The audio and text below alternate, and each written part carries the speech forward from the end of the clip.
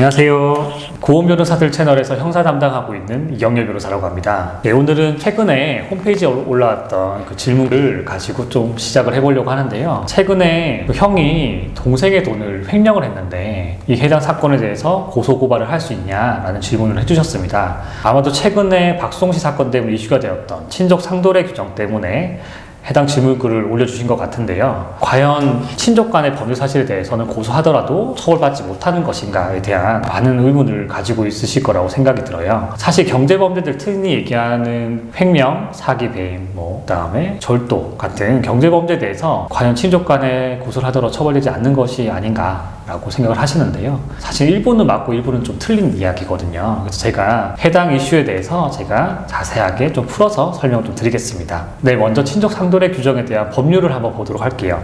네, 형법 제328조에서 규정하고 있는데요. 직계혈족, 배우자, 동거친족, 동거가족 또는 그 배우자 간에는 제323조 경제법을 얘기하는데요. 그 형을 면제한다라고 규정을 하고 있습니다. 또 2항도 살펴보아야 되는데요.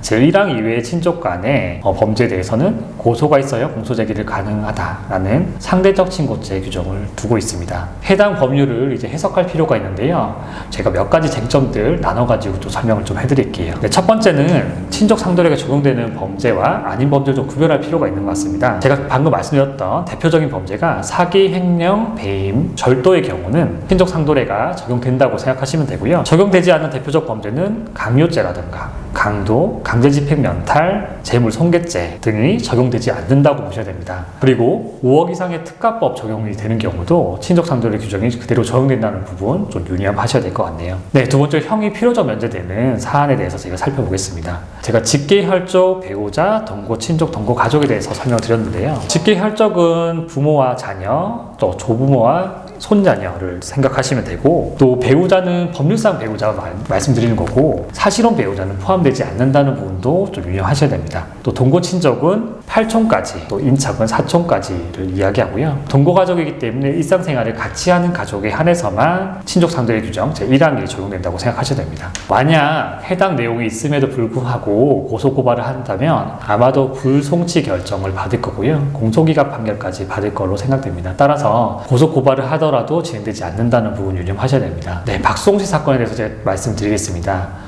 첫 번째로 구별해야 될 게 과연 이 재산이 박송씨 개인 재산인지 아니면 박송씨가 만든 법인의 재산인지를 먼저 보아야 됩니다.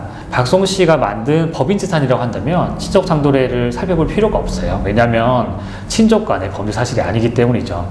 근데 박송씨 개인 재산이라고 한다면 친족 상도례 규정을 좀 면밀히 살펴봐야 되는데요. 제가 언론에 보도된 내용을 토대로 본다면 같은 동거를 한 가족은 아닌 걸로 알고 있어요. 그렇다고 한다면 제가 설명드린 것처럼 동거 친족은 아니기 때문에 고소고발이 가능하고 상대방을 처벌할 수 있게 됩니다. 네, 다음으로 상대적 친고죄 한번 살펴보겠습니다. 상대적 친고죄의 경우는 반드시 고소가 있어야지만 상대방을 처벌할 수가 있는데요. 아까 앞에 설명드렸던 가족이 아닌 동거하지 않는 가족의 경우에는 고소고발이 있어야지만 상대방을 처벌할 수가 있습니다. 따라서 아까 말씀드린 것처럼 박송씨가 이제 친형을 고소를 할 때 동거하지 않는 가족이라고 한다면 본인이 직접 피해를 받았다고 할지라도 고소를 하면은 상대방을 처벌할 수 있게 되는 것이에요. 다만 제가 다음 말씀드리는 부분들이 상당히 중요합니다. 이 고소기간이 제한이 있는 것인데요. 형법 제230조는 고소기간을 제한하고 있습니다.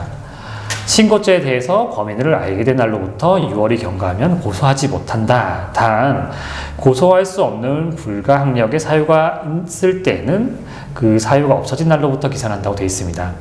사실 단서 조항이 있죠. 불가항력 사유라고 하는데 사실 이 해당 내용을 넓게 인정하지 않기 때문에 사실은 의미가 없다고 보셔야 되고요. 그렇다고 한다면 범인을 알게 되었고 본인이 고소를 할 수 있게 된 것을 알게 된 날로부터 6개월 이내에는 고소고발을 해야 됩니다. 하지만 사실 현실적으로는 6개월의 기간이 너무 짧죠. 친척 간에는 고소를 한다고 하면 대부분 주변에서 좀 말리기 때문에 또 대화를 좀 해보기 때문에 6개월 이내에 고소한다는 게 사실 쉽지는 않습니다. 그래서 제가 했던 사건들도 보면 대부분 6개월 지나서 오셨기 때문에 고소고발이 가능했지만 그 시기를 놓쳐서 상대방을 처벌하지 못했던 사례들이 많았는데요. 따라서 이 같은 내용이 있으면은 빠른 시일 내에 고소를 해야 된다고 생각하셔야 될 것 같습니다. 네, 다음으로 친족인지 여부를 좀 살펴보아야 되는데요. 친족인지 여부는 범행 당시를 기준으로 하고 있습니다.